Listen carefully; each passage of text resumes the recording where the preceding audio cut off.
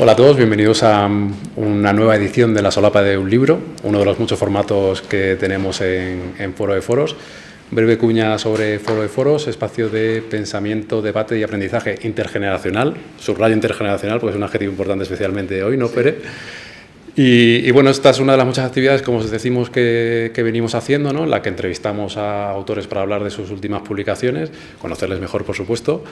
Ahora veremos en concreto la publicación. Destacaros también la actividad más importante que hacemos en Foro de Foros, que es La Granja. Es un fin de semana, primer fin de semana de marzo en la Granja de San Ildefonso, en Segovia. Y lo que hacemos allí es juntarnos durante 2 días y 2 noches. Importante la parte de 2 noches porque de verdad te saca del día a día, además de tomarte alguna cerveza y algún vino.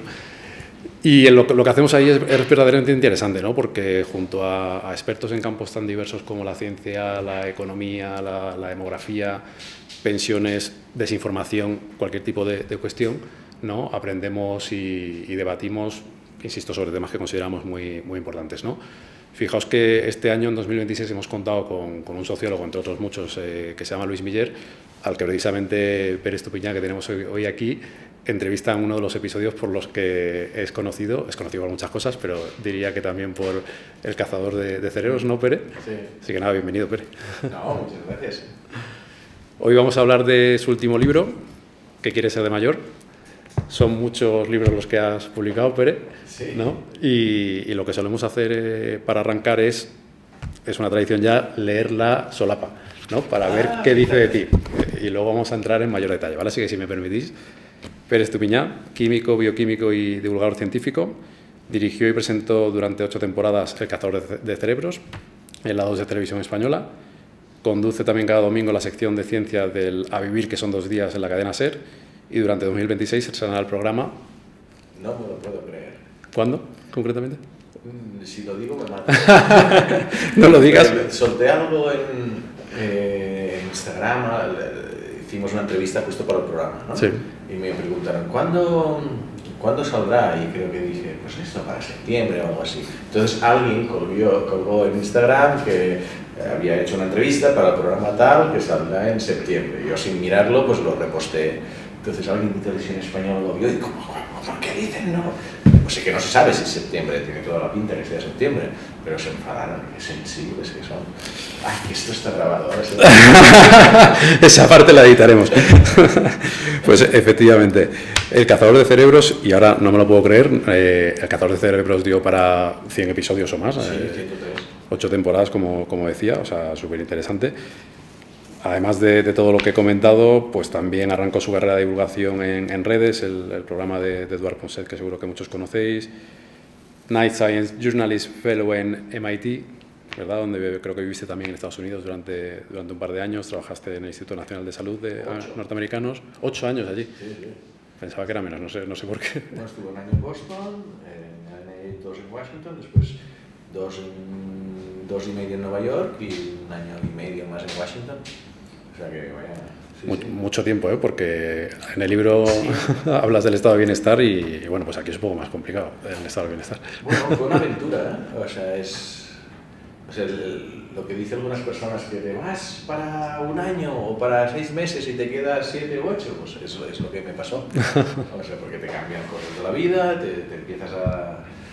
Mira, porque tengo una novia de tal, después porque un trabajo, después porque te apetece y tal, pues te vas quedando, además de una manera poco planificada. Es decir, por ejemplo, yo cuando me mudé a Nueva York, no me mudé a Nueva York, me iba a pasar el verano. Entonces dejé una maleta llena de cosas en el piso de un amigo y me fui con el autobús y 2 bolsas, o sea, una bolsa y una mochila, porque me iba a quedar en el piso de un amigo y después había alquilado algo para pasar el verano. Y me encantó y me alquilé un piso para estar un poco más, que al final fueron 2 años, pero que sobreviví con esa bolsa y esa mochilita, o sea que... ¿Qué edad tenías ahí, Pere? Allí tenía, pues, 30... Eso era... 37, 38 debía ser.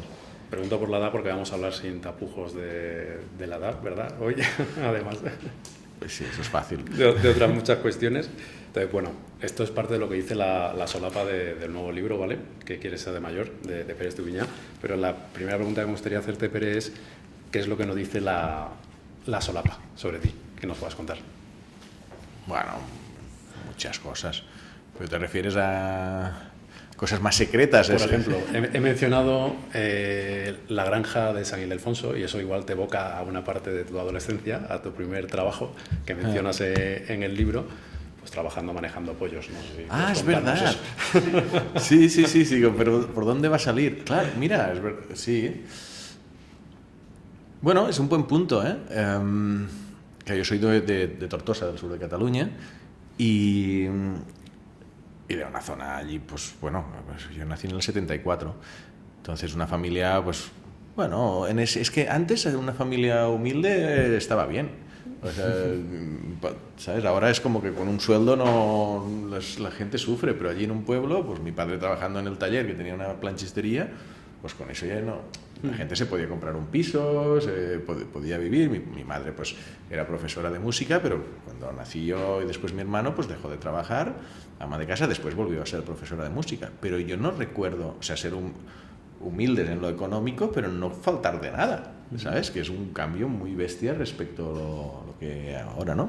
Pero sí que es verdad que no te puedes permitir excesos. Entonces, lo de la granja fue cuando yo creo que con 14 o 15 años yo tenía una mobilette, una moto pequeñita, y hay un amigo que me dice, oye, que buscan chavales para ir a cargar pollos y pagan a 700 pesetas la hora. Que en ese momento, 700 pesetas la hora, pues no estaba mal para un chaval de 14 años. Y entonces, cargar pollos era que llegaba el camión. Entonces hacían una especie de cadena humana con uno al principio que sacaba los pollos de la granja y los iba de 3 en 3, los cogía por las patas y los iba dando a alguien que los cogía, caminabas unos metros, se los pasabas a alguien más y así. Y dije, oye, 700 pelas la hora, pues fui un día. Bueno, y muy por la mañana, no sé si empiezas a las 7 o 7 y media de la mañana, pero terminas a la 1 o las 2 y de repente, pues 6 por 7... 3.000 y pico pelas en una mañana y me queda toda la tarde, fantástico. Y pensé, yo con esto, si trabajo todo el verano, me puedo comprar una moto más chula. Y así porque si no, ¿qué sentido tenía? No, pues comprar una moto. Pero después pensé, ¿merece la pena pasarse todo el verano trabajando para comprarse una moto? O sea, por necesidad sí, porque allí ya explico también que me fijé mucho en un chaval, más mayor que yo, pero que el jefe le dio como un sobrecito diciéndole, esto para dárselo a tu madre, ¿eh? ¿Y cómo estáis? Y tal. Y entonces me monté a la película, pues bueno, alguien de una familia mucho más humilde que la mía, donde quizás el padre estaba ausente y él sí que, con 18, 19 años, sí que ocupaba y sí que era una necesidad. Allí el dinero sí que cuenta, pero para comprarse una moto. Y al final no fui. Y sigue con mi mobilet todo el verano, pasándomelo muy bien. Y yo creo que eso marcó en mí no sé si solo esto, porque al final son muchas cosas que te van influyendo en la vida, ¿no? Pero una cierta austeridad sobre ciertas cosas, a nivel económico, que yo creo que este mismo planteamiento lo he tenido muchas otras veces. Es decir, yo cuando escribo un libro sé que no va a ser muy rentable, pero me apetece hacerlo. Y bueno, yo creo que fue una cosa que en esas edades todo lo que te pasa te afecta más. Si te hubiera pasado a los 25, pues ya pero en ese momento sí. Y cargar, pues, o sea, es que fueron como 3 horas seguidas. Después paramos 10 minutos para el camión daba la vuelta y 3 horas y pico más. Que bueno, con 14, 15 años lo aguantas bien, pero ostras, todo el verano así para una moto no merece. Si ya tengo una, no merece. Fue cuando empezaste a tener esas inquietudes, ¿no? Sobre quizás el futuro o el trabajo, el concepto de... Yo creo que en ese momento lo pensé así y el cambio es al recordar esta experiencia que le vas dando forma o le vas dando sentido. O sea, no creo que en ese momento ya fue el gran cambio de manera de ver el futuro, pero es algo que está presente y por eso lo puse allí en un fragmento del libro, porque creo que es de estas, todos tenemos algunas experiencias que nos han marcado y para mí esta creo que fue de las que me marcó. Pues el niño que empezó a cargar pollos, ¿no? Químico, bioquímico, ibas para doctor, pero decidiste abandonar esta carrera, ¿no? Para dedicarte a la divulgación científica. No sé si puedes contarnos un poco más sobre eso. Sí, hay un periodo intermedio que no suelo explicar por no cómo hacerlo complicado, pero sí, yo quería ser científico, empecé el doctorado y me decepcionó mucho el trabajo de doctorado. No sé si aquí hay alguien del mundo científico, pero investigar en el laboratorio es muy pesado, es muy aburrido. Es decir, sobre todo en las primeras fases de doctorando o incluso postdoc, ¿no? O sea, cuando ya eres jefe de grupo, lideras tus proyectos, tienes tus ideas y tal, pero cuando te sumas a hacer más de técnico de laboratorio que otra cosa del proyecto de otro, y que en este caso era además en una unidad de investigación muy pequeña, en un hospital pequeño, que las primeras semanas sí que aprendes algo, pero después no aprendes nada, es repetitivo. Y dices, ¿y esto van a ser 4 años? Digo, ¿cómo voy a malgastar mis mejores años en esto? No sé, me decepcionó y me salió era un momento donde estaba en auge todo eso que llamaban prevención de riesgos laborales, que ahora todavía está, pero al momento donde había una demanda pues salió la ley y una demanda de técnicos de prevención y tal. Y yo, por mis tíos que tenían una asesoría, ellos trabajaban con una mutua, la Mutua de Accidentes de Trabajo de Tarragona, la MAT, y estaban buscando, y dije, pues tu perfil, si quieres trabajar, aquí habría trabajo seguro. Y de repente me dice técnico, que eso es lo que no está, técnico de prevención de riesgos laborales. Sí. Y después, primero lo que era el intermedio o el inicial, después el superior en seguridad y en higiene, y de repente tenía un trabajo fijo de 8 a 3, relativamente bien pagado, yendo a empresas a hacer planes de prevención. Por las tardes después empecé a dar clases yo en másteres de prevención y ya era todo como en principio dices, bueno, tío, con 24, 25, trabajo de verdad, fijo, cerca de casa, aburrido. Otra vez era como, ostras, yo no me veo dentro de 20 años o de 10 años incluso así. Y yo creo que ya va un poco con la personalidad inquieta, ¿no? Y lo de la ciencia, porque hice la investigación, que salió un paper y todo eso, pero los cursos de doctorado eran 2 años, entonces trabajaba en esto, pero seguía haciendo los cursos de doctorado para tener la tesina. O sea que no había dejado del todo la ciencia. Y después, una radio local hubo con la mutua esta, llevaban un acuerdo de hacer algo de radio para cosas de prevención, y cuando terminó les dije, oye, ¿querríais hacer algo de ciencia? Porque a mí me interesa la ciencia, me he desconectado, pero es una manera de seguir conectado, y empecé a hacer como un programilla de ciencia sin cobrar ni nada en esa radio local, y le encontré el gustillo, y después allí empecé, en paralelo a lo de prevención, empecé a escribir en un periódico local también sobre cosas que sabían de ciencia, pero muy poco, ¿eh? Y entonces yo era muy fan del programa Redes de Eduard Punset, que muchos reconocéis, y dije, a mí en realidad lo que me gustaría sería trabajar en redes, con Punset, que es mi ídolo. Y se lo dije a la que era mi novia en ese momento, a Marta, y me acuerdo que le dije, pues envíales un mail y ofrécete a trabajar. No le voy a enviar un mail. Y lo pensé y digo, ¿por qué no? ¿No? Y en ese momento, debía ser el año 2001. Entonces escribí un mail, o sea, miré los créditos del programa y había un mail genérico que era redes.b, @rtv, no sé qué. Entonces escribí un mail, y mira, soy tal, me encanta, soy bioquímico, he hecho alguna cosa tal, no sé qué. Y se quedó el mail. Y un día llego a la oficina de prevención de riesgos laborales a trabajar, pero al cabo de igual un mes y medio, y abro el correo, porque no teníamos el correo en el teléfono, lo teníamos en el ordenador, y entrabas por la mañana, descargabas el mailbox o lo que sea en ese momento, y abro el correo y se descargaba así, os acordáis, ¿no? Y veo en el Eduard Punset. O sea, él, no un ayudante. ¿Esto qué es? De clic y ponía, envíanos tu currículum. Estamos buscando gente para dedicarse a la comprensión pública de la ciencia. Ya está. Y yo ya había pensado en dejar esto de tal y volver a la ciencia. De hecho, había aplicado a una beca que se llama Leonardo para ir a sitios en Europa, y me iba a ir a Poitiers a hacer cosas de genética de plantas. Era como que yo tengo que volver a la ciencia porque vi que me había decepcionado porque él estaba en un sitio que no era lo correcto. Pero en otros lados sí que podría florecer esta pasión. Y entonces, cuando Eduard me escribió, ya por la tarde ya pensé una respuesta, un currículum bien hecho y se lo envié. Y no hubo respuesta, ¿vale? Y ya como una semana antes de irme a Poitiers, dijo, voy a insistir.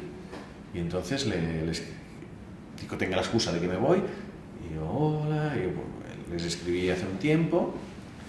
Y solo para decirles que me voy, pero con cualquier cosa tal. Entonces me respondió, no sé si él o Marc, que era un que trabajaba con él, pero decir, oye, pues antes de que te vayas, ven y nos conocemos. Creo que me escribió Marc. En Barcelona está otra cosa, digo, pues cuando quieras, yo me voy el miércoles tal, pues yo creo que era no, me iba el lunes, bueno, no sé, una semana antes fui allí, voy a ver a Marc y de repente me acuerdo que me sale el Marc de la puerta y entonces me hace entrar y veo al fondo esos pelos de espaldas. Porque yo era muy fan, ¿eh? Y Marc, es que recuerdo la cara, de como diciéndome, sí, es él. Es Punset. Y entonces me saluda y había más gente y dice, mira, este es un chico que es bioquímico y no sé qué, y ha hecho tal. Y digo, se ha leído mi currículum. Total, que le pasó, has traído cosas para ver, sí, pues Enrique Gracián, que era el editor, mira esto y tal. Y hablamos un poco, se ve que le caí bien. Vale, pues ya... Pues cuando salga nosotros queremos hacer más cosas aparte de redes. Era una productora, estaba montando una productora para hacer más proyectos. Y entonces para tu perfil, para algunos proyectos nos puede servir, si sale algo ya te diremos. Vale, tú vete a Francia y tal. Vale. Entonces el viernes, eso era un miércoles, el viernes me llama Marc por la mañana, dice, mira, a media mañana, que hoy se ha ido una persona del programa. Y Eduard ha dicho...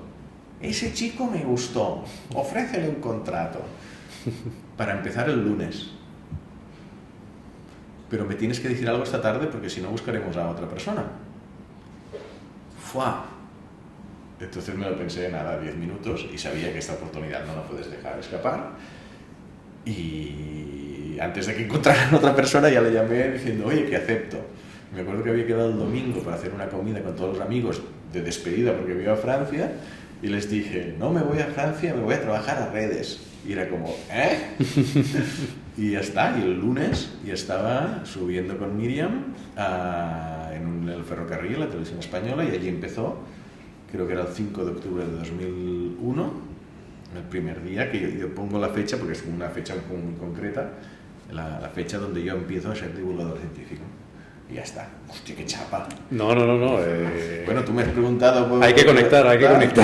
Y así. No, se ve como tantas veces que entrevistamos a gente de todo tipo de perfiles, ¿no? Que hay momentos que definen todo lo demás y ya está, no tiene más. Sí, hay un punto de azar, hay un punto de tomar la iniciativa de enviar los mails y de preparar el currículum y de preparar las cosas. O sea, cuando me fui al MIT, que para mí también fue otro gran salto en mi carrera, allí hubo o sea, Marta, la que me dijo de escribir a Punset, ella sí que siguió como científica. Ella no es pareja, desde hace mucho. Pero le dieron un postdoc cuando terminó el doctorado en Washington. De hecho, yo me fui a Washington inicialmente, a Estados Unidos inicialmente, porque ella estaba allí y digo, tal. Entonces, digo, ¿pero yo qué haré en Estados Unidos? Digo, yo quería ser corresponsal, había estado ya 4 años en redes, como, no sé, escribir de ciencia desde Estados Unidos. Entonces me miré la revista muy interesante, un lunes de enero de 2006, creo que era, o 7, y veo alguien que firma, una Ángela Posada Suajor, que firma como corresponsal en Estados Unidos. Digo, esto es lo que querría ser yo. Y me fui al piso compartido que tenía, con el nombre y digo, voy a ver quién es el perfil. Y Ángela ponía algo que era Night Science Journalism Fellowship at MIT, que había sido esto. Digo, ¿esto qué es? Entonces busco qué es el Night Science Journalism Fellowship y es como una especie de estancia, no de 2 días en la granja, sino de 9 meses en el MIT, para periodistas científicos. 9 meses en el MIT, que 2 veces a la semana te vienen profesores de Harvard, del MIT, a darte clases tal, y después el resto tú tienes acceso a todo Harvard, a todo el MIT, para ir a las clases que quieras, formarte, con la única obligación de aprender mucho. Y entonces había un stipend de $55.000. Yo no sabía que quería decir la palabra stipend, y digo, ostras, es demasiado caro. Demasiado caro está, yo no puedo pagar $55.000. Lo pensé, digo, no, es que es demasiado, es que no puedo pagarlo. Pero por el contexto había algo extraño. Digo, a ver, ¿qué es stipend? Era sueldo. O sea, te pagaban. Digo, ¿cómo? Encima te pagan $6.000 al mes para estar ahí. Y entonces, esa misma lunes, porque el deadline de preparar terminaba a las pocas semanas, les escribí, oye, mira, mi perfil es este, yo soy candidato elegible. Y dice, sí. Y allí preparé, o sea, me gasté, no sé si eran 600 euros en traducciones de mis artículos, aprendí a hacer DVDs para hacer un DVD con las cosas que había hecho. O sea, estuve varias noches preparando la mejor application posible y me acuerdo que ya cuando me cogieron, pues unos meses después, Molly, que era la asistente de tal, es que dice, yo es que cuando vi llegar tu aplicación, enseguida este pasa a la siguiente fase seguro, porque estaba todo impresos en color, todo súper bien preparado, con DVDs, con cartas de recomendación, así como todo muy bien. Y digo, wow, esto ya muestra. Sí, sí. Es decir, que hay algo de iniciativa y de buscar la oportunidad y de proactividad que tiene que estar, aparte de que el azar te pueda favorecer, ¿no? Pero sí. ¿Y cómo pasa ese Pere de entonces a 2016 aproximadamente, es cuando empezáis el programa? Pues mira,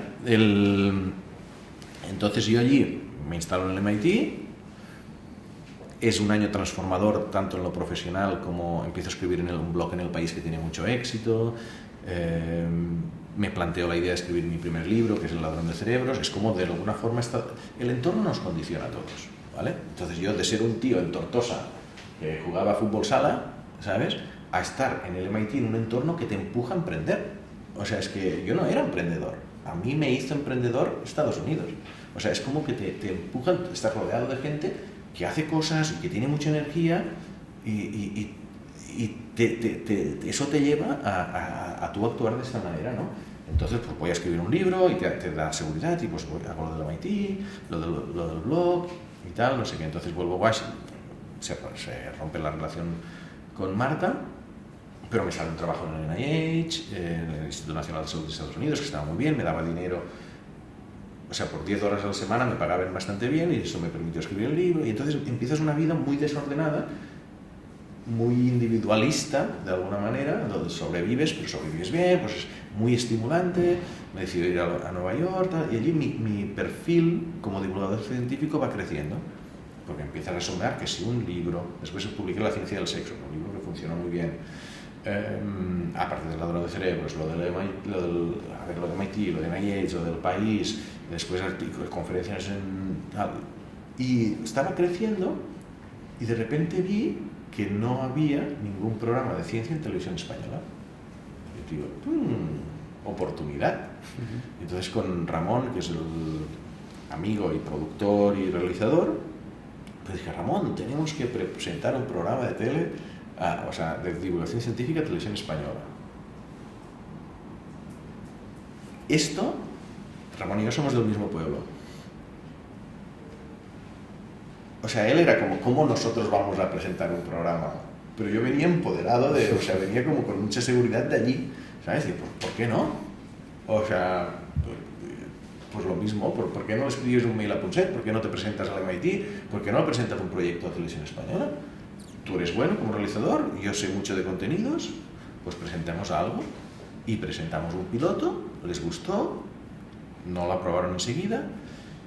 Yo tenía contactos en muchas partes de América Latina y una vez hablando con una de Ecuador le expliqué esto y pues esto, era el momento que estaba Correa y estaban apostando mucho por la ciencia y nos contrataron para hacer 13 episodios de divulgación científica en Ecuador, que se llamó El ladrón de cerebros por Ecuador.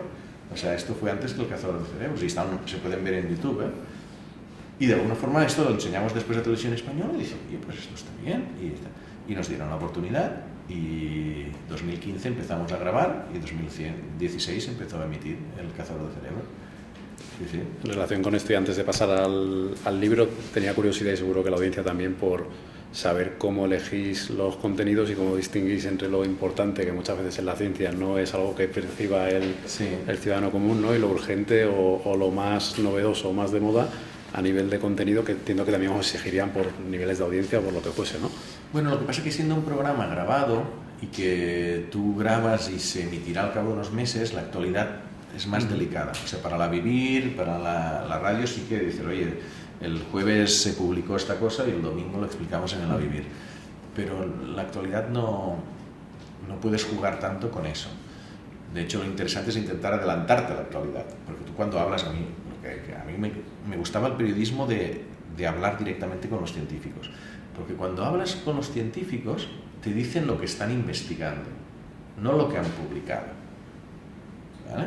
Es decir, tú cuando el periodismo que es de ciencia que se hace, de la revista Science ha publicado esto, la revista... Yo muchas veces me enteraba antes de que al cabo de un tiempo se publicaría algo así, porque los científicos te lo cuentan, que están, no, pues estoy trabajando en un fósil de Neandertal que parece que hay hibridación con el Sapiens y eso implica que no sé qué. Y dice, bueno, esto es interesante. No se ha publicado todavía. Si no hablas directamente con el científico no te enteras de eso. Te enteras una vez se ha publicado y entonces todos lo cubren. Entonces yo, como estaba muy conectado con la ciencia, pues podía incluso anticiparme a la actualidad. Pero ¿cómo elegías temas? Pues yo creo que hay dos maneras de elegir temas de ciencia. Uno es pues viendo las noticias o hablando con científicos y que te cuenten cosas interesantes y dices, anda, me acaba de contar que eso, bosón de Higgs o lo que sea, pues de aquí puede salir un capítulo, o que la fusión nuclear, no sé qué. Y la otra manera es preguntas que te haces. Es decir, ¿por qué hay gente que es feliz con poco? Esto tiene que tener alguna explicación científica. ¿Podríamos explorar por ahí? Entonces es como cosas que tú te preguntas que le quieres dar una respuesta científica y esta es la manera de elegir temas. A pesar de eso, por ejemplo, inteligencia artificial, que es el tema, ¿no? Creo que el último episodio que hicisteis fue en el 24 del cazador de cerebros. Sí. Más o menos. ¿Y por qué digo esto? Porque entonces ya publicasteis algo relacionado con inteligencia artificial, pero antes del 23, que fue cuando explota todo el tema con ChatGPT, ¿no? Sí. Llevabais ya 5 episodios de temas relacionados con inteligencia artificial. Porque estaba el Machine Learning antes. Sí, sí, por supuesto. O sea, es decir que en 2012 o algo así, la inteligencia artificial, bueno, lleva mucho tiempo, pero progresos, tampoco estaba dando grandísimos progresos. Entonces, en 2012 creo que era que apareció el Machine Learning y eso sí que da un salto.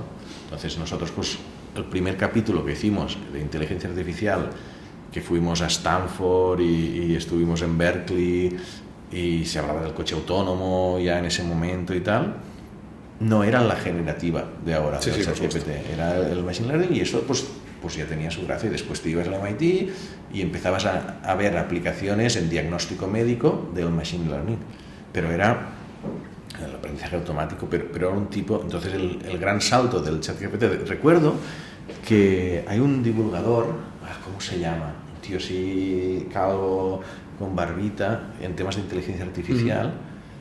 Ay, mira, no me acuerdo. Que él tenía acceso, y yo lo conocí por medio de Victoriano, que es un amigo, que también está en temas de estos, al GPT-3, Sí. que era un previo de ChatGPT. Y eso creo que cuando lo llevamos a Barcelona, a este tío, y dijimos, pues vamos a hacer esto del GPT-3. Y lo pusimos allí y lo grabamos, y era como el ChatGPT, es decir, tú le tenías que hacer una pregunta y él te respondía. Eso no tenía ningún sentido. O sea, yo salí de esa entrevista diciendo, esto no va a ningún lado. O sea, esto, me dice, no, pero mejorará, ¿eh? Pero si no me entiende lo que quiere decir, si le pregunto cosas y no sabe, y no, pero mejorará. Digo, hombre, pues mucho tendría que mejorar. En cuestión de un año o algo así.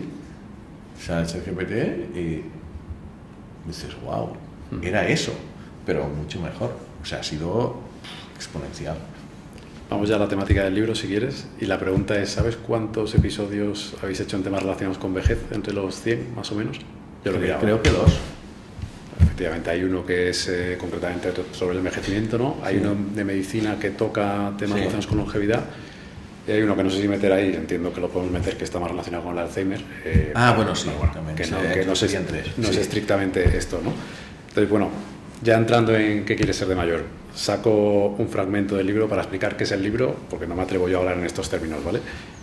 Este libro va de un tipo que acaba de cumplir 50 años, Pere, se da cuenta de que ser mayor puede ser una aventura mucho más extensa e interesante de lo que imaginaba, pero que para disfrutarla al máximo debe cuidar aspectos de su salud, psicología, finanzas y entorno social.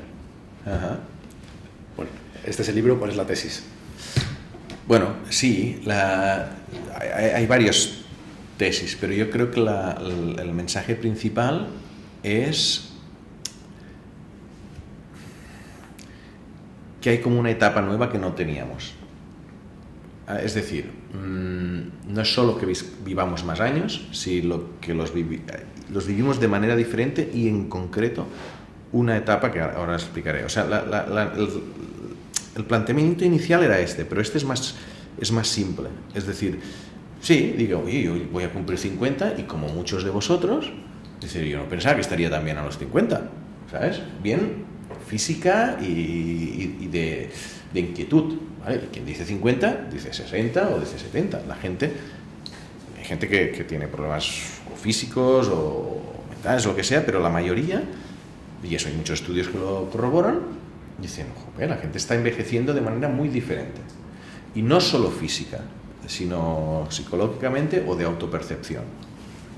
Entonces, eso, la longevidad es un tema de moda. Se trata sobre todo desde la perspectiva de la salud, de cómo envejecer mejor y tal. Y digo, pero es que no es solo salud, es que es psicología, es sociología, es...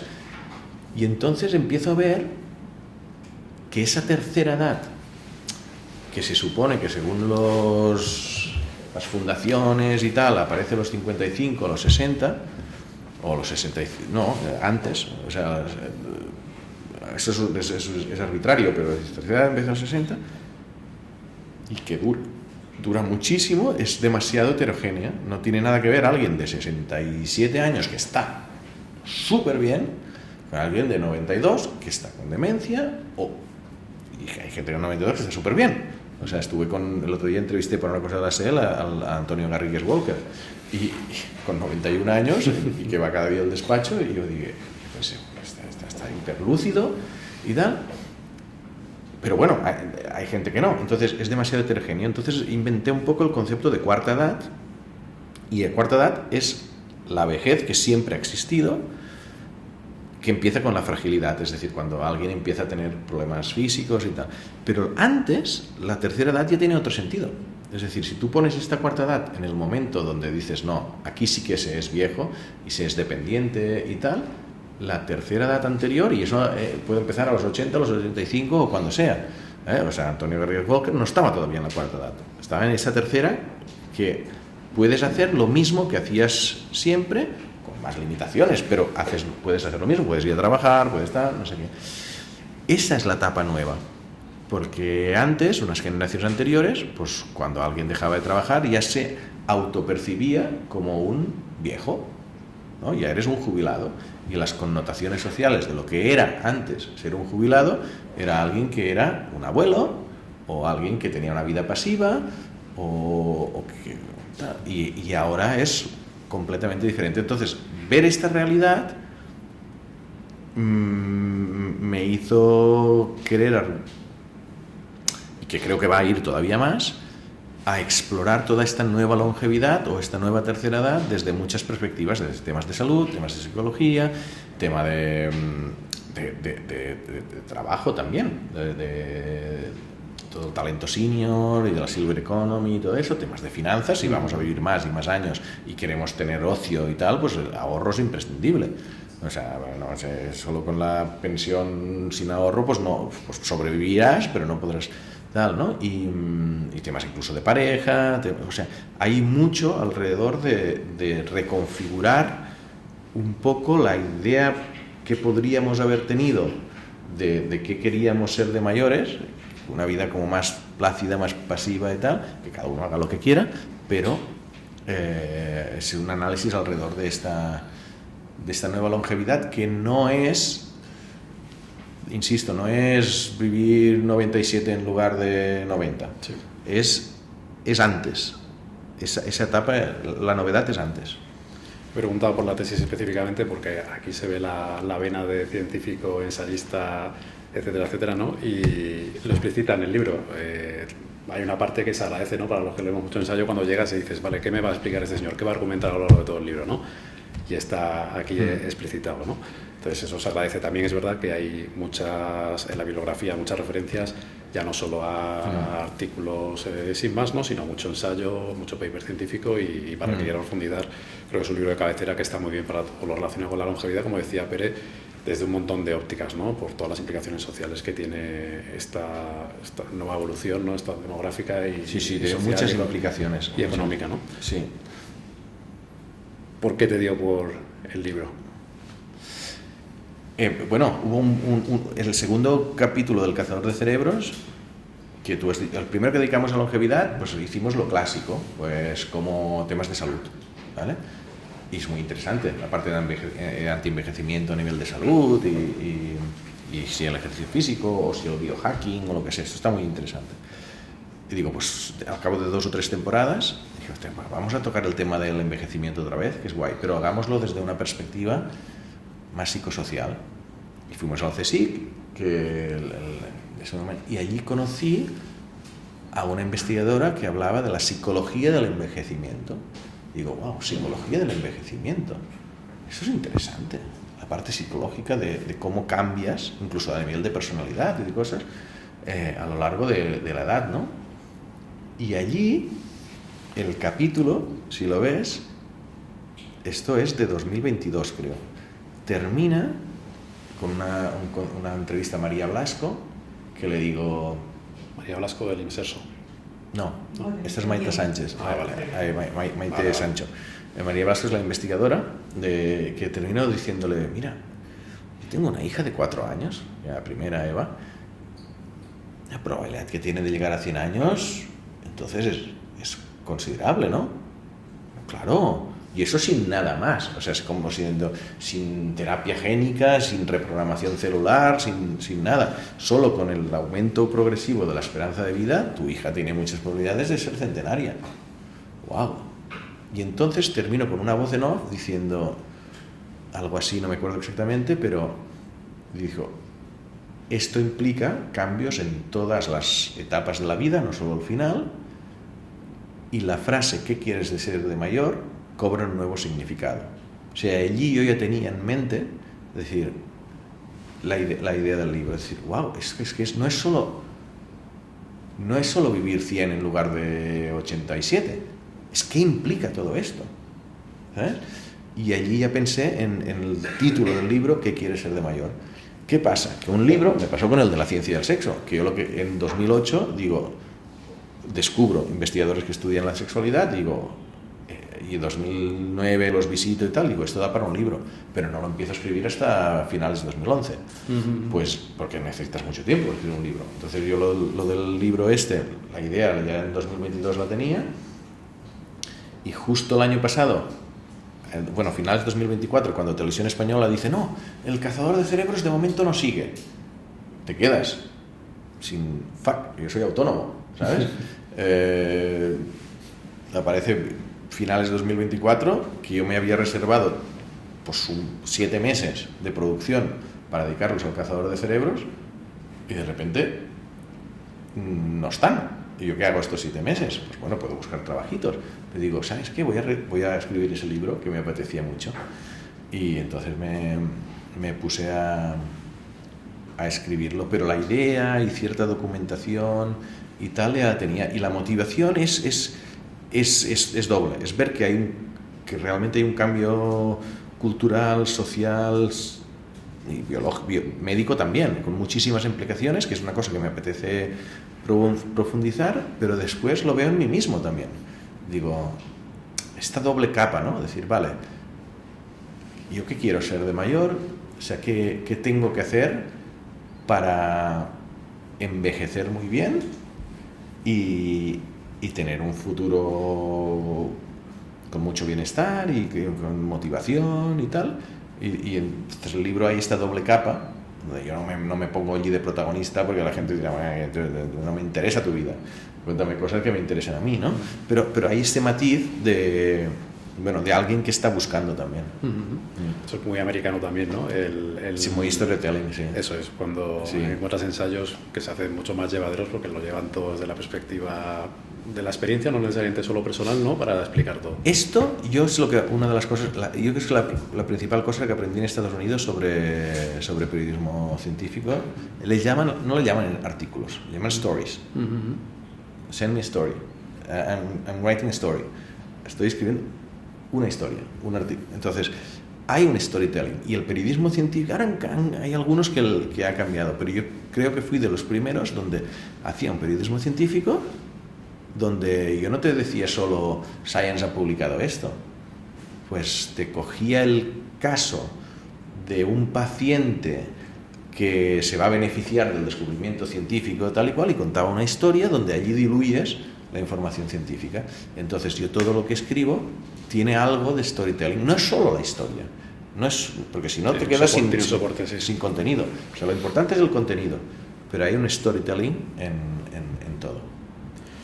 El libro tiene distintas partes, ¿no? Hay una inicial que llamas espíritu, ¿no? Donde tocas una parte más conceptual, de nuevo quizás con ese perfil ensayista o incluso filosófico de arrancar primero desde el concepto, ¿no? Oye, ¿qué es la edad, ¿no? Como concepto, introduces la diferencia entre tercera edad, cuarta edad que mencionábamos, y ahora veremos otros conceptos importantes, ¿no?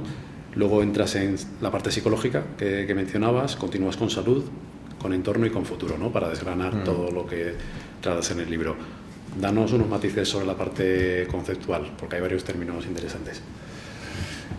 Claro, de alguna forma, y allí la primera parte es dar consistencia a la tesis. O sea, yo todo esto que estoy diciendo ahora puede salir de mi cerebro y dices, bueno, pero... Es tu opinión.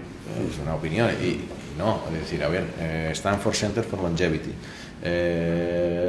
La teoría de la selección por compensación, no me suena el nombre. Bueno, hay teorías sociológicas alrededor de todo esto. Hay papers que hablan de edad prospectiva y de edad musculoesquelética, no solo la edad cronológica y edad biológica. Hay mucha academia analizando esto.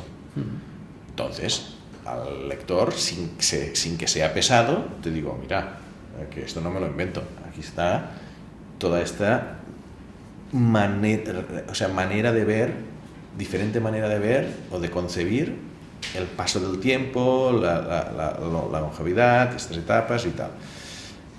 Y ya una vez, digo, ya gano crédito, o sea, esto está sobre la mesa, entonces ya, porque allí dentro hay también todo el tema del plan de vida, del lifeline, que esto es muy americano, pero tiene mucho sentido, es una manera que te ayuda a pensar, el crear un plan de vida y todo eso. Y allí sí que decidí meter primero el de psicología que el de salud. ¿vale? Porque es como un principio. Lo normal sería empezar por salud y después psicología. Pero había un estudio que le preguntabas a la gente si de 0 a 10 cuánto cuidan su salud o cuánto cuidan su alimentación, y decían pues 7,4, 7,6, cuánto sientes que cuidas tu psicología, 4,5.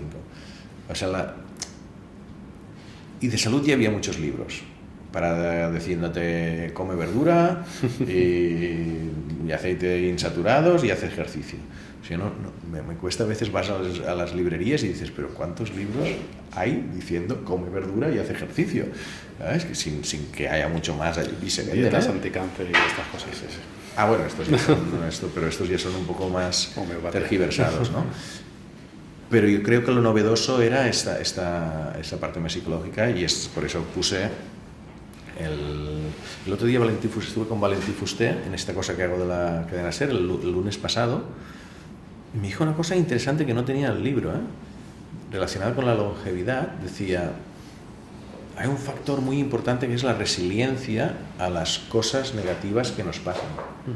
Dices, ostras, no lo había pensado, pero es verdad que a todos nos pasa. Tú puedes cuidarte, te puedes cuidar, puede estar la parte psicológica, bla, bla, todo muy bien. Pero habrá momentos donde tendremos shocks, pues porque alguna desgracia familiar o por temas de trabajo. El ser resiliente para superar los malos momentos, bueno, contribuye mucho a tener esta longevidad también. Hablas en la parte de psicología de conceptos que si los lees en cualquier sitio pues te suenan a tema exotérico, ¿no? Ikigai, por ejemplo, y cómo ese tipo de conceptos, que si quieres puedes contar brevemente en qué consiste, están soportados científicamente en países como Japón, ¿no? A nivel de mejora porcentual de la esperanza de vida es una pasada, ¿no? Sí, a ver, aquí hay un tema que todo, o sea, hay cosas en las que todos somos más iguales y cosas en las que todos somos más diferentes. O sea, en cómo funciona nuestro corazón, pues no somos tan diferentes, ¿vale? O cómo funciona nuestra respuesta sexual o lo que sea. Entonces allí la ciencia es más exacta en el sentido de que lo que sirve para uno en principio sirve para muchos, aparte de las pequeñas diferencias que podamos tener. Claro, temas psicológicos o de personalidad y tal y cual, aquí que todos somos bastante más diferentes. Y unos son ricos y unos son pobres, unos tienen una personalidad y otros tienen otras, y otros viven en Japón y otros viven tal. Entonces, lo que es aplicable en Japón quizás no tiene por qué ser aplicable en otros lados. Pero en Japón lo que ven, por unos estudios determinados, es que este concepto de Ikigai, que es decir, que ellos le llaman Ikigai a una especie de propósito vital, a las actividades que cumplen 4 factores, que es que tú eres bueno haciendo eso, que te gusta mucho hacerlo, que te pagan por hacerlo y que ayuda a los demás. Entonces, si tú haces una actividad que cumple estas 4 cosas, te gusta mucho, lo haces muy bien, te dan dinero incluso y ayudas a los otros, esto es maravilloso, es tu Ikigai, ¿vale? Y esto está muy asociado al propósito vital, y esto te da una motivación. Y lo que veían es que la gente que tenía este Ikigai vivía más y vivía más feliz y estaba más conectada socialmente, se cuidaban más entre ellos, y eso contribuía a la longevidad. Entonces esto después han ido analizando en otras sociedades muy diferentes si el tener este propósito vital con todo lo que conlleva, porque no es solo vivir motivado, es que si vives motivado, de nuevo, estás mejor conectado socialmente. Si estás mejor conectado socialmente, el día que tienes un problema, igual tienes más gente que te ayuda, ¿vale? O haces más ejercicio cognitivo, no tienes soledad no deseada y no te entra más bajón o depresión porque el fin de semana te dicen tal, o necesitas hacer cosas porque es tu Ikigai y tal. Entonces, sí que se observa que dentro de los factores que contribuyen a la longevidad, pues llevar una vida con motivación quizás contribuye más que llevar una vida una dieta sana o dormir 8 horas.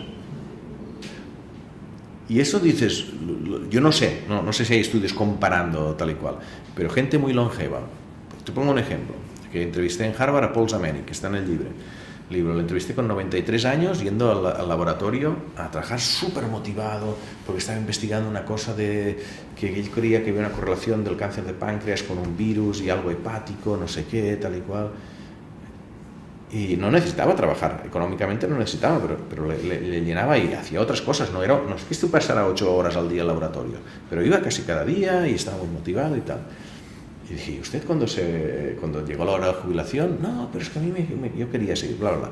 Entonces pienso, Paul Zamenhof, si a los 65 años hubiera jubilado, hubiera dejado el laboratorio y se hubiera ido a descansar a su casa de Cape Cod o donde sea, una vida plácida, seguro que descansando más, quizás comiendo más sano, ¿hubiera llegado a los 97 que llegó? Pues quizás no, porque quizás se hubiera dejado más intelectualmente o esta actividad controlada, no es estrés, pero esa actividad, ese envejecimiento activo que le llaman, eso contribuye mucho a la longevidad, porque es que te reta y es bueno retarnos. Bueno, en términos sociales egoístas, quizás nos habríamos perdido algún descubrimiento o alguna obra o literaria o algo de alguien, ¿no? Bueno, claro, y esto está, ahora es uno de los temazos, todo el tema del talento senior, que hay muchas empresas que también depende de sectores también, ¿vale? Pero, por ejemplo, el sector audiovisual que estoy yo, o sea, alguien de 70 años tiene unos contactos, tiene una experiencia, tiene recursos económicos no propios, pero toca aquí no sé qué, como para ser productor, que no tiene un tipo de 25 años, ¿sabes? El tipo de 25 años quizás te aguanta rodajes de 15 horas. Bueno, pues que haga rodajes de 15 horas. Pero el que impulsará una nueva producción de Netflix o de tal, no sé qué, este talento senior, hay muchas empresas en diferentes sectores que dicen no lo podemos perder. No lo podemos perder porque es que nos va bien tenerlo. Entonces, pues que se jubila, pero lo contratamos de consultor, y hay gente montando startups, y lo pongo en el libro, hay gente que dice, es que yo soy muy bueno en esto, me he jubilado, pero voy a montar una startup. Claro, si tú tienes una perspectiva, si tú piensas, me he jubilado con 64 o 65, y dices, me quedan como mínimo, por estado de salud, 25 años buenos, igual sí que tiene sentido montarte una startup, ¿sabes? Como mínimo asesorar en el mundo de la inversión. Sí. Y lo vemos constantemente. Por ir acabando, Pere, tocas salud, evidentemente los hábitos que según la ciencia son recomendables, etcétera, etcétera, lo ligas con la parte de ese plan que tocabas al inicio, ¿no? Hablas del entorno, ¿no? De la importancia social, ¿no? De crearte ese espacio, ¿no? Y en la parte futuro hay un tema que me gusta y que es importante sacarlo a raíz del espacio en el que estamos hoy, ¿no? En Foro de Foros, y tiene mucho que ver con cómo vamos a estar a nivel demográfico en muy poco tiempo, ¿no? Pero también con algo que existe ya hoy, que es el riesgo de un conflicto intergeneracional, pues por el contexto en el que vivimos, ¿no? Sí, yo creo que hay algo de construcción en el concepto de conflicto intergeneracional, en el sentido de que esto es un término que es bastante reciente, ¿no? El término... Desde luego sí que es verdad que llevamos varios años, ¿no? Escuchando de una manera bastante despectiva el concepto boomer, hablando evidentemente personas más jóvenes. Pero el concepto, la expresión conflicto generacional, lo digo en el... O sea, lo que hay detrás sí, es eso. Pero yo creo que el término conflicto generacional se ha puesto de moda. Entonces, ahí en El País había un artículo sobre el conflicto generacional que yo creo que era una construcción, que no es realista. Yo creo que no hay tanto conflicto generacional como parece, porque se ha puesto de moda. Aquí hablas más de que puede acabar habiendo uno, ¿no? No tanto de que haya... Podría haberlo, y eso me lo dijo una investigadora del CSIC, pero después de escribirlo, yo, hablando con muchas personas, digo, yo creo que el riesgo no es tan grande. Al final los jóvenes tienen abuelos y los abuelos, no lo veo tan marcado.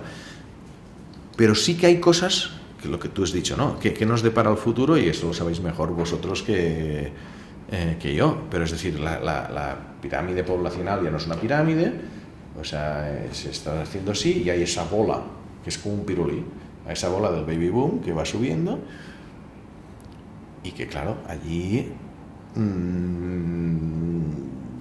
tendrá que haber ajustes, porque lo que no, o sea, no es que le quieras restar poder adquisitivo a las pensiones o lo que sea, pero sí que puede haber gente diciendo, oye, que los jóvenes están pasándose lo peor.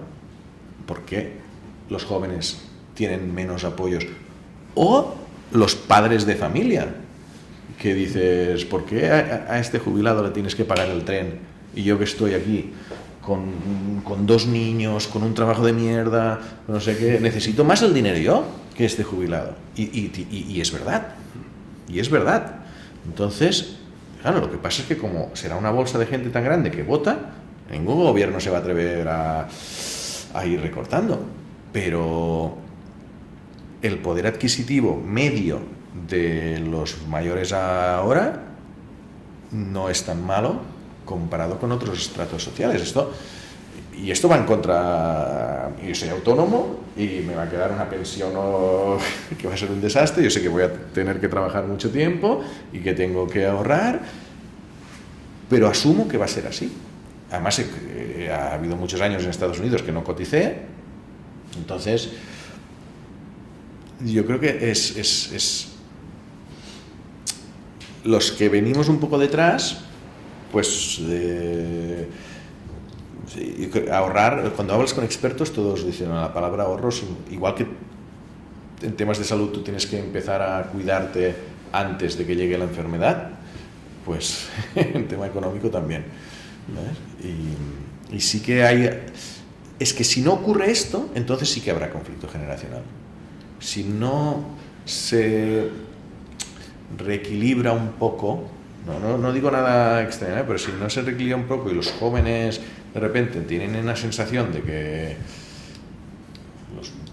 que ellos llaman boomers o lo que sea, pues se les está dando más y ellos están fastidiadísimos, y que encima como ellos tienen 2 residencias, pues lo alquilan y sacan dinero y está todo muy mal repartido, entonces sí que se pueden enfadar con un poquito de razón. Pues para terminar, Pere, evidentemente todo lo que haces a nivel de divulgación, hablar más de ciencia, que la gente lo entienda, para que de algún modo se den cuenta de que esto no es opinable, lo que es la ciencia, ¿no? Y yo creo que la Tierra es plana y tú no, oye, no, es que sí, claro. La ciencia funciona de una manera determinada, ¿no? Y está soportado argumentalmente y científicamente todo, ¿no? ¿Por qué te saco este tema? Porque te quería hacer una pregunta doble para acabar, y está relacionada con uno de los episodios también que hiciste en el Cazador de Cerebros, ¿no? Y la pregunta es si has aceptado esta entrevista con el sistema 1 o con el sistema 2, y ahora si quieres explica, después de responder a eso, quién es Kahneman, que seguro que la mayoría de los que están aquí lo conocen, ¿no? Y por qué es importante para ti también en relación con este libro. Daniel Kahneman es el premio Nobel en Economía, creador del concepto de Behavioral Economics con Tversky, y él es el que de alguna forma, primero, después mucha otra gente, pero de los primeros que habló que nosotros cuando tomamos decisiones somos mucho más emocionales, intuitivos y irracionales, aunque a él no le gustaba la palabra irracional, pero irracionales de lo que pensamos. Es decir, nosotros pensamos que tomamos una decisión pensándola, y no. Inconscientemente ya hemos tomado esa decisión y después justificamos tal. Y entonces él estableció que había 2 sistemas de pensamiento, el System 1 y el System 2. Y aquí viene el nombre de su libro Think Fast, Think Slow. El sistema 1 es rápido y el sistema 2 es lento. El sistema 2 es el de pensamiento. Y todos creemos que tomamos decisiones con el sistema 2. Y dice, pues tú vas por el día a día tomando decisiones con el sistema 1. En función de los estímulos, decidimos sobre todo de manera el System 1, ¿no? Yo le pregunté en la entrevista lo mismo, si había aceptado con el sistema 1 cuando yo le envié un mail, o con el sistema 2. ¿Qué edad tenía cuando le escribiste ese mail? 88 debía tener. Te contestó y la respuesta es muy interesante. me dijo System 2, porque pensó, bueno, si es televisión pública y tal, pero se lo pensó, ¿vale? Yo creo que fui más System 1 con vosotros. Sí, yo creo que estás en la rueda de promoción total, o sea, cuando creo que insististeis y el hecho de insistir muestra interés y dices, oye, pues si las fechas me cuadran, pues a mí me gusta hablar de mi libro que menos, ¿no? ¿Y por qué es pero importante? sin analizar si teníais más o menos gente o más o menos seguidores. Bueno, hay un punto allí de amabilidad y de tal. Y, bueno, es muy interesante lo de Kahneman en este libro. Hay una historia que es un poco truculenta, ¿no? Yo después de la entrevista con Kahneman, él estaba muy bien, físicamente, cognitivamente, con 88 años, y dije, oye, tendría que... o sea, si quiere venir a España, a Madrid o Barcelona, yo encuentro a quien sea que le financia el viaje, honorarios, lo que sea, porque claro, Kahneman lleva mucho tiempo sin venir y seguro, Dije, no, quizás voy a París. Y yo me quedé así. Al cabo de 2 años fallece Daniel Kahneman. Y sale en todos lados.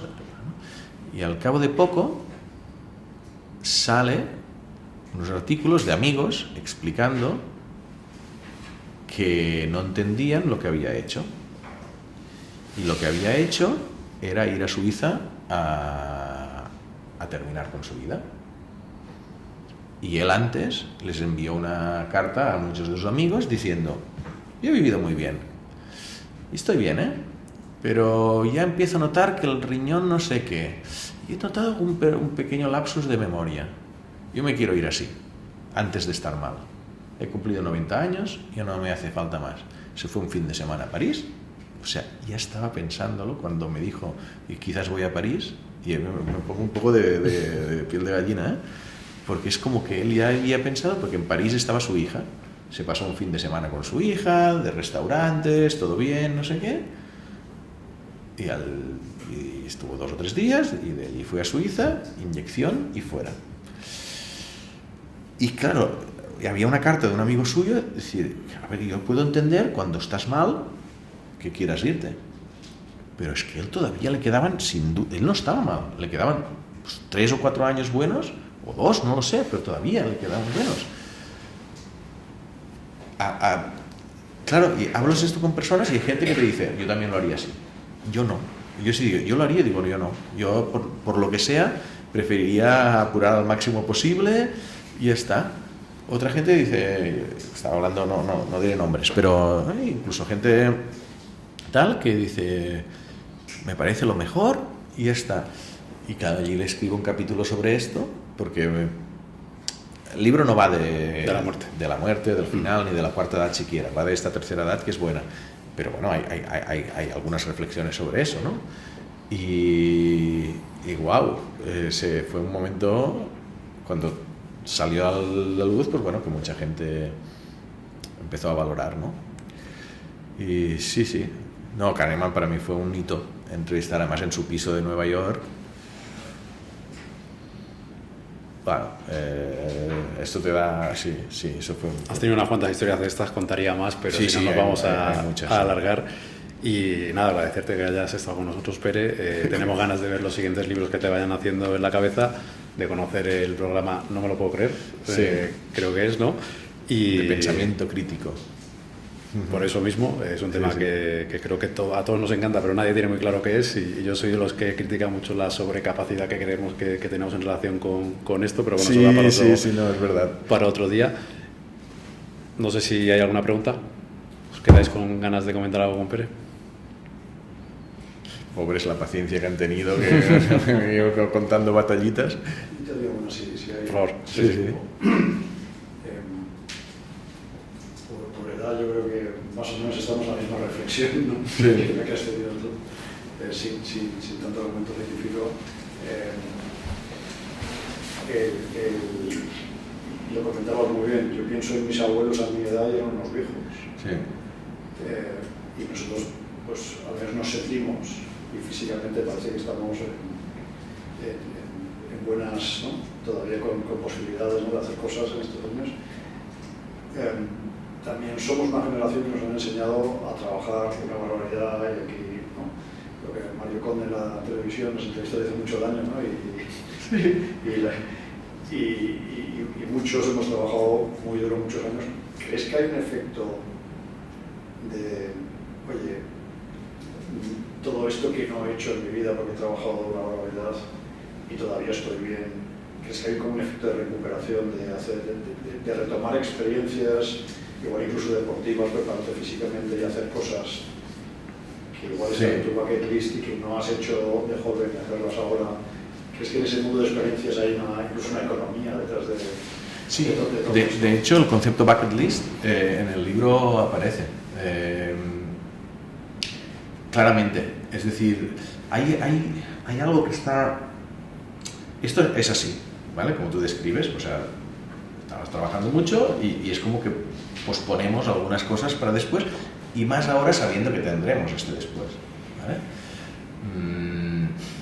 Pero esto no está bien organizado, no debería ser así, ¿no? Es decir, allí hay unas reflexiones, porque no es solo sobre la tercera edad, hablo mucho de que hay mucha bibliografía, no solo científica, también económica, sobre los años sabáticos, sobre cómo descargar un poco estas etapas vitales con tanta presión que son los 40, los 50. Ty West Diego, no sé si te suena el libro de Muere con cero. No me suena, pero... Es un libro que va de eso, ¿no? De cómo maximizas experiencias en vez de dinero. Claro. Entonces hay lo del Carpe Diem, hay muchas reflexiones sobre esto. Es decir, esta etapa donde trabajamos tanto y se junta con las presiones de los niños y qué tal, y no tenemos tiempo para hacer esto había que descargarla de alguna manera, porque después trabajar no tiene por qué trabajar, no tanto, pero poco, pero trabajar algo no tiene por qué ser tan negativo cuando ya a los 70 o lo que sea, porque además te conecta con personas.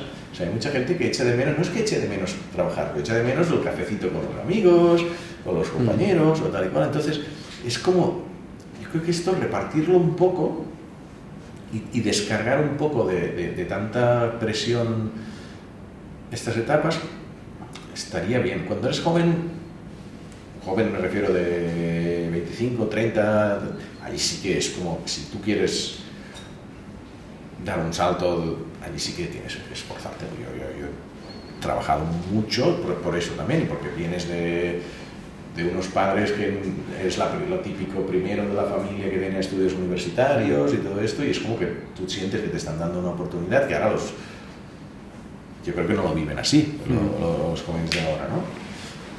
Y es como que sientes una obligación casi. Y esto nos ha hecho, yo creo que bastante fuertes y trabajadores, pero en algunos casos, no es lo mío, pero en algunos casos sí que un poco, quizás menos felices de lo que podríamos ser si quitáramos un poco de presión. Ya te digo, los 25-30 sí, eres Superman y puedes con todo. Pero al momento cuando dices, oye, a mí por ejemplo, yo no hago todo el ejercicio que debería. O sea, hay cosas de salud que no duermo todo lo que debería dormir, y a veces pienso, oye, debería aplicármelo a mí todo este cuento también, ¿no? Pero sí, es interesante este punto que dices. Sí. Pero no es malo. El Carpe Diem, yo argumento contra el Carpe Diem, porque además el tener objetivos, tener motivaciones, tener cosas que te gustaría hacer es casi más importante que cumplirlas, ¿vale? Porque te da una especie de esperanza, de optimismo y tal. Entonces el tener este bucket list es bueno. Hombre, ir cumpliendo algunas cosas estaría genial, pero que esté allí esa lista de deseos, tal, entonces ese Carpe Diem de decir, no, el ahora, porque no sabes si... No, es que sí que sabes que habrá. Y si después te mueres no pasa nada, oye, mala suerte. Pero contribuye a tu bienestar tener el bucket list.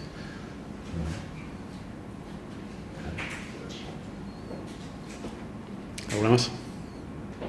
Margarita. Bueno, muchas gracias a todos por seguirnos al tiempo. Gracias, Pere. No, gracias a ti y gracias a vosotros por la paciencia.